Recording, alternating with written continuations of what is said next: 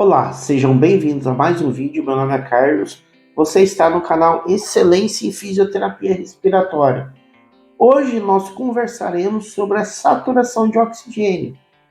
Então, eu vou trazer algumas informações novas para vocês. Outras são atualizações de vídeos que nós temos aqui no canal. Esse assunto é um assunto bem procurado.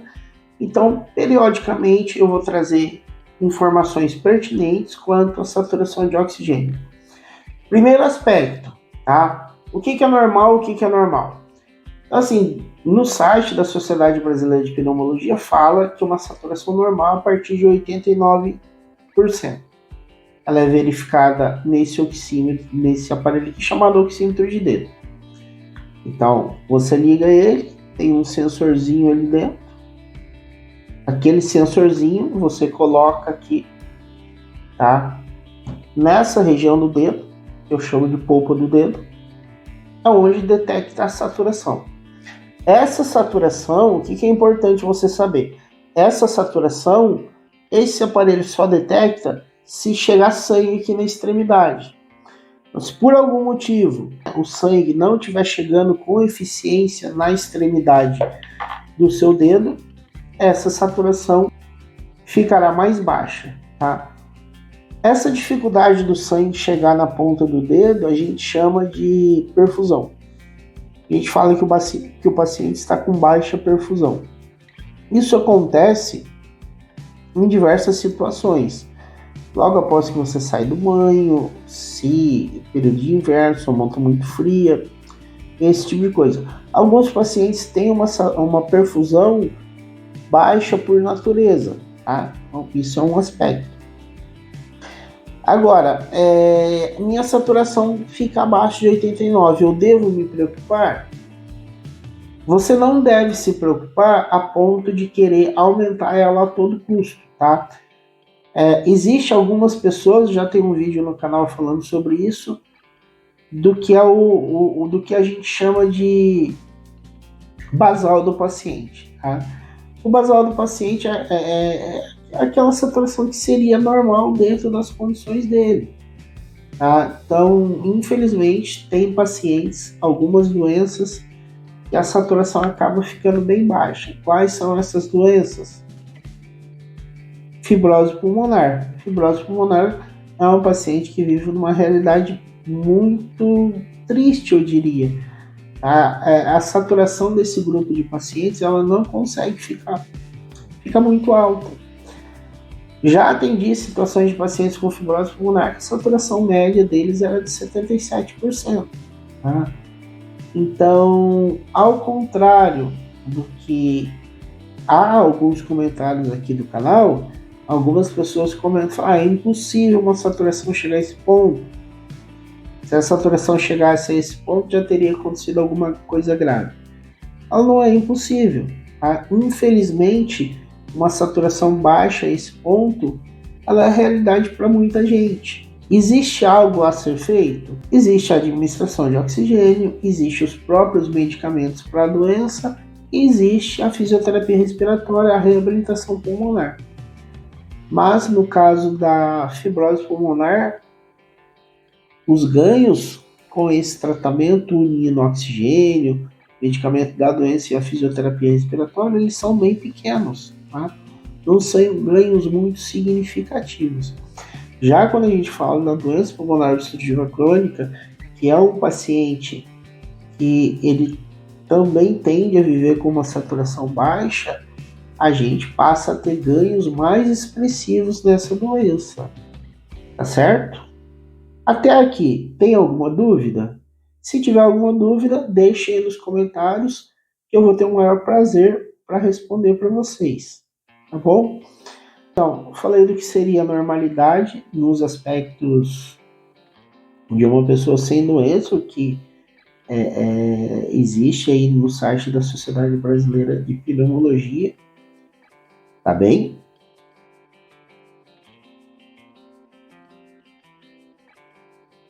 Bom, agora o que nós vamos abordar no vídeo é o aspecto da saturação e da falta de ar.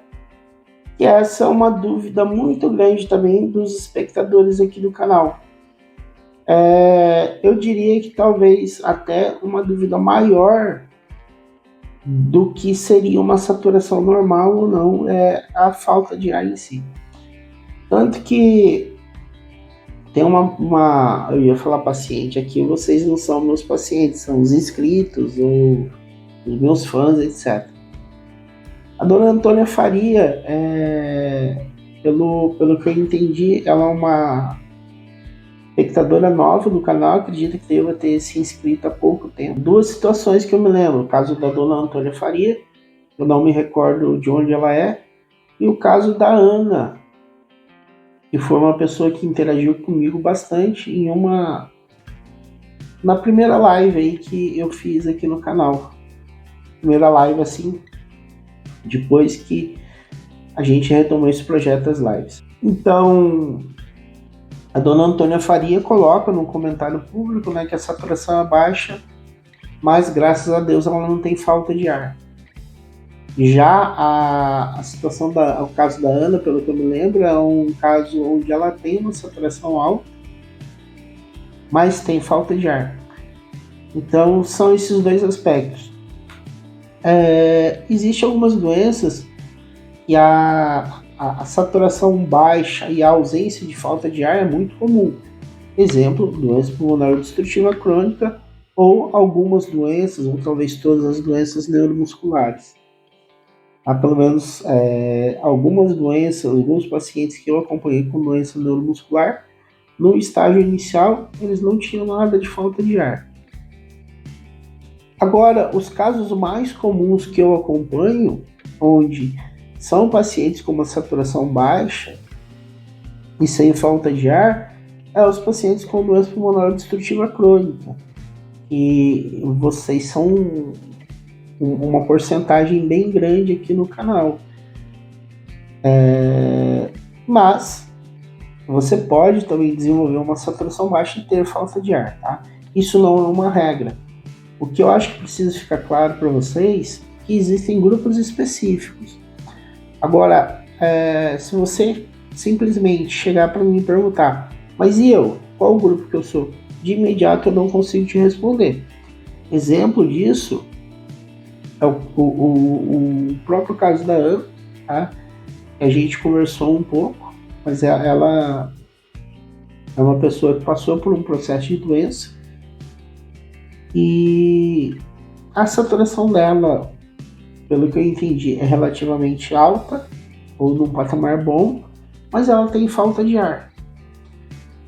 Outro exemplo bem comum de você ter falta, aliás, de você não ter falta de ar